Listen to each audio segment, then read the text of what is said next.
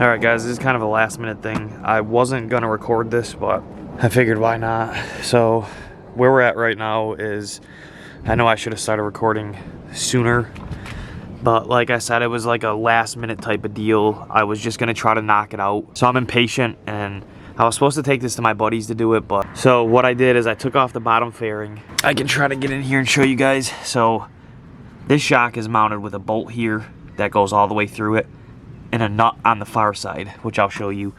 And then down here, I just took this one here off, the nut. If you guys can see that, the nut is off. This is what it looks like. Right, so I just took it off of there.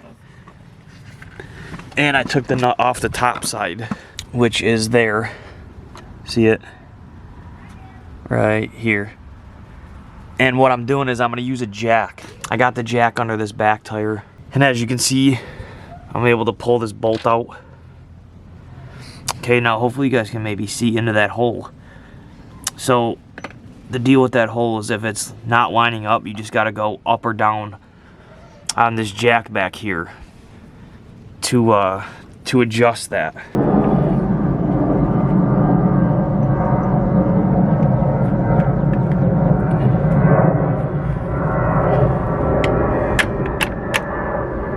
Alright, well, what I just did is I tapped that bottom bolt this way on the bottom of that. Hopefully you guys can kind of see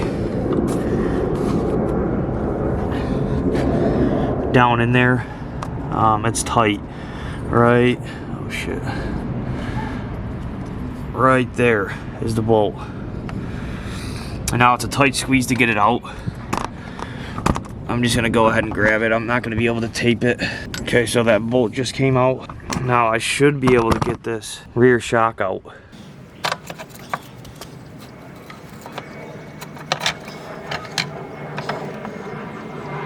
So that's the old shock. Here's the new one.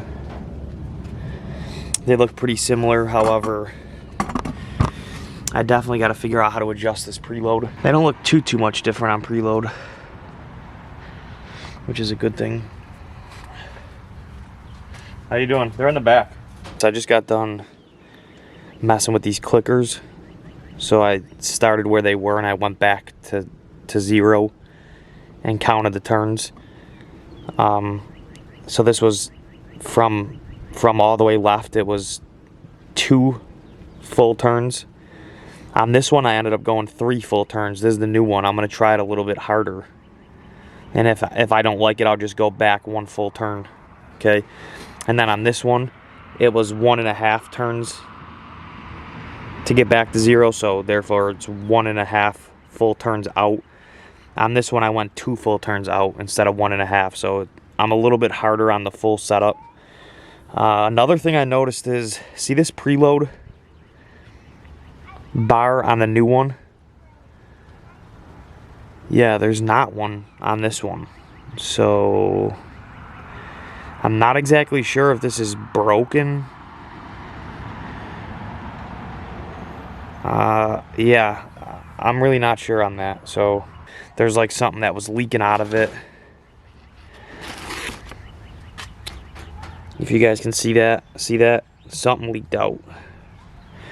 And this bottom piece is missing, and it's not supposed to have it. I'm really not sure on that one, guys. Maybe put it in the comments. But yeah, so this obviously is the old one here, and then this one here is the new one. It's used. It's certified though, and it had 4,900 miles, 5,000 miles on it. Whereas this one had, if it's the stock shock, which it seems to be, it's got 12,000 miles on it. So, all right, well, we just cleaned the shock up, wiped it down, got it looking nice. Sprayed some WD-40 just on these little washers on the top and bottom, and then I put some grease on that shock tube. I'm not sure if it calls for it or not, but this one looks bone dry, which actually is probably a good thing, right? But oh well. So I put some grease on that, and yeah, I'm gonna try to throw this on.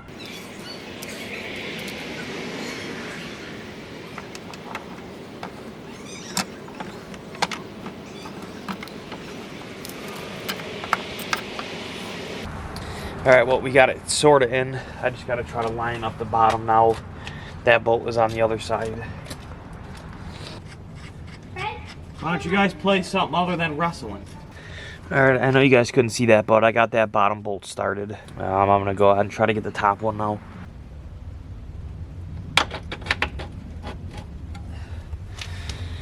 Alright guys, hopefully you've seen that. It took a few minutes, obviously I'll edit it out.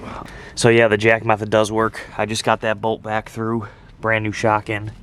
Them bolts are all on. I just got to get this nut on the other side. This is definitely the easiest method that I've tried or seen. I'm actually going to use some Loctite on these and on the bottom one. Alright, we got our Loctite on.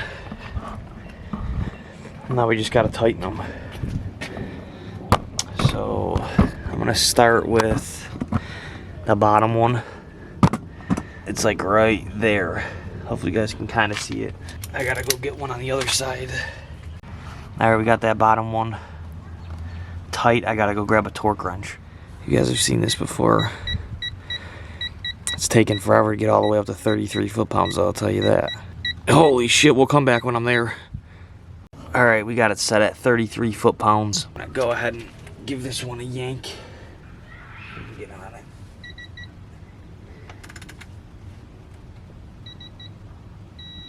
There it is. 33. Okay, so that one's done. Now we got to tighten this top one. Now we're just going to come to this side and torque this. Man, that Loctite shit ain't no joke.